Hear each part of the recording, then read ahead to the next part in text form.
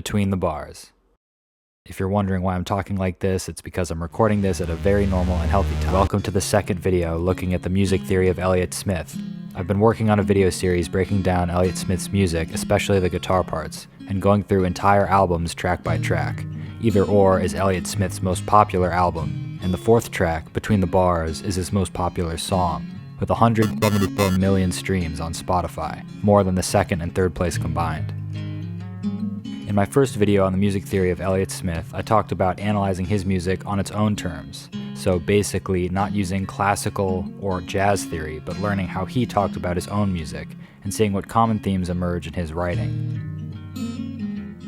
The problem is, with Elliott Smith you can have one track that's a gorgeous a cappella ballad with an almost Baroque-style harmony, and then a raucous track with full instrumentation, including bright honking saxophone, layered guitars, organ, bass, and drums.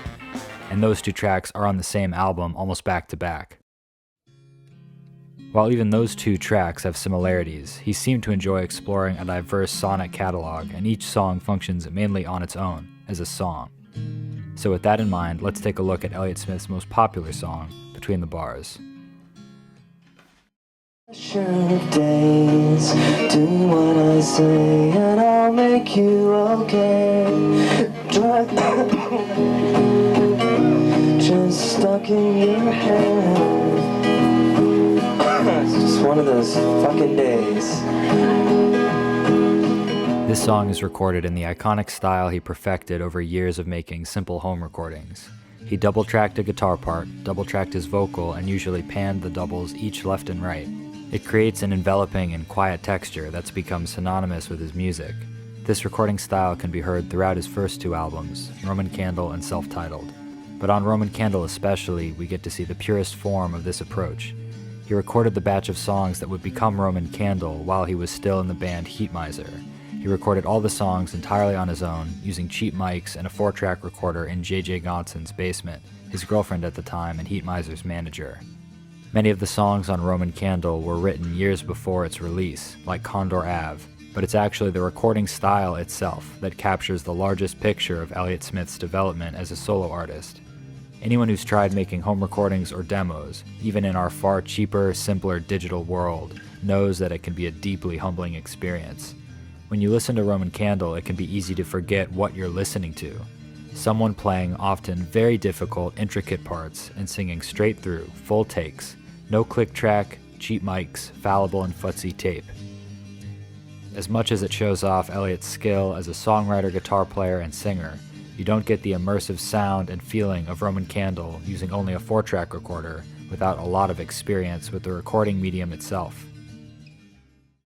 Elliott Smith played music from a young age, piano, guitar, clarinet, and he started making home recordings as early as 14, with the same equipment, a 4-track tape recorder.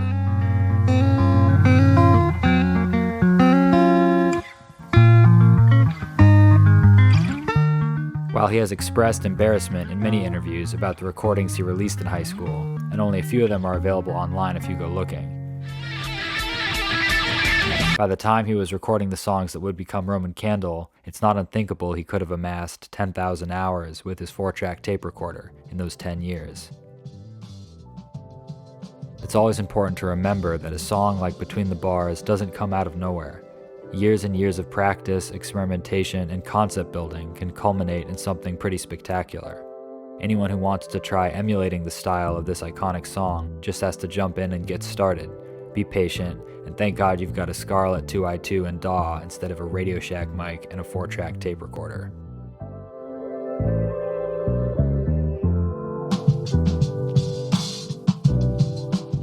Between the Bars, like pretty much every Elliott Smith song, is a simple sounding but surprisingly difficult to play song. During the verses, he modifies a bunch of very standard guitar chords, A minor, F, E, and G, to create a unique sonic world for the song.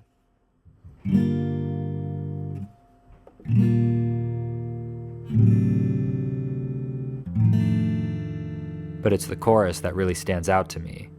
One aspect of Elliott Smith's guitar playing is that he brings out the bass notes of his chords by plucking them on their own with his thumb, usually on downbeats. As in many of his other songs, he uses this technique to turn the bass line into a melody of its own. When you combine it with the vocal melody, you get something called counterpoint. Counterpoint in music is the combination of two elements in a complementary way. This can refer to rhythms, lyrics, moods, or chords, but it usually refers to melodies. There are two common ways to create counterpoint with melodies: parallel motion and contrary motion. Parallel motion is a little simpler. It's the way singers usually harmonize melodies in pop music. You take two notes that sound good together, usually a third or sixth apart, and then you have the notes follow each other. If one goes up, the other goes down. If one jumps down, the other jumps the same distance. Parallel motion sounds nice, but it's a little one-dimensional, so it's nice to mix it up with a little contrary motion. Contrary motion is an equally simple concept. You move the two melodies in opposite directions. If one ascends, the other descends, and vice versa. However, it's a little more complicated in practice because, unlike parallel motion, where you take a distance between two notes that sounds good, like a third, and then just copy and paste that nice sound for the rest of the song, with contrary motion, the distances between notes, also called intervals, are constantly changing. And if you don't pay attention, you might end up on some unpleasant or dissonant sounding intervals that you don't intend. There's a very obvious physical layout and visual layout that you can easily grab onto. When it works, contrary motion creates interesting and deeply satisfying musical moments. It's often employed by classical composers during climaxes of massive symphonies, the low notes getting lower, the high notes climbing higher. It's like you're stretching the walls of the world.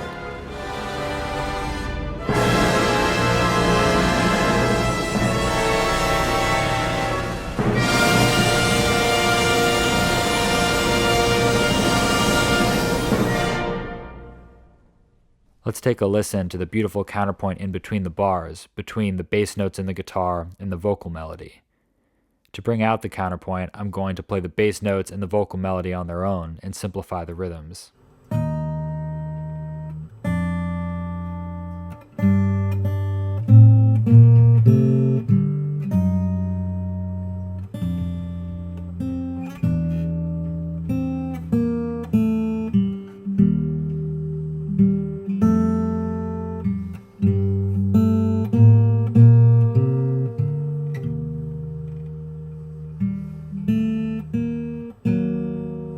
I think a little counterpoint can bring a lot of beauty out of an already beautiful song. I encourage everyone to try adding some in their own music.